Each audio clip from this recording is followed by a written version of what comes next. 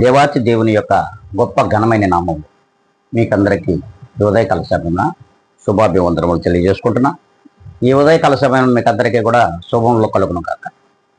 ఈ దినం దేవుడు మనకిచ్చినటువంటి గొప్ప వాగ్దానం ఏంటంటే, అది ప్రసంగి అధ్యాయం నుండి 9వ అధ్యాయము మొదటి లేఖనమును ఒక్కసారి మనం చదువుకుందాం.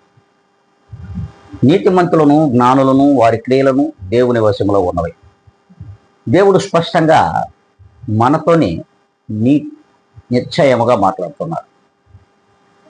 దేవుడు ఎవరితో మాట్లాడతాడు అంటే, తను మెచ్చిన తను నచ్చిన నీతిమంతులైన జ్ఞానులైన వారితో మాత్రమే మాట్లాడతాడు. చూడండి, ఇట్టి నీతిమంతుడి యొక్క మాటలు మనం ఇదే విధంగా ఉన్నామా? ప్రియమైన విశ్వాసులారా, సకల సార్వత్రిక సంఘములలో ఉన్నటువంటి ప్రతి విశ్వాసిని కూడా ప్రభువే అంటున్నాడంటే, నా సంగతిని తెలుసుకున్నటువంటి జ్ఞానులు అంటున్నారు. అలాగే నాకు వలె వారును నీతిమంతులు అని దేవుడు అంటున్నాడు. మరి మన క్రియలన్నీ కూడా దేవునికి తెలుసు.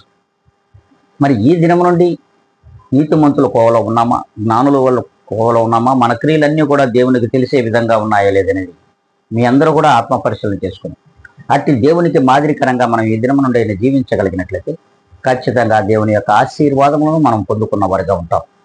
మరి ఇలా ఉందాము అనుకుంటే అందరం కూడా తలలు వంచుకుందాం, కళ్ళు మూసుకుందాం, ప్రార్థనలో ఏకీవిస్తాం.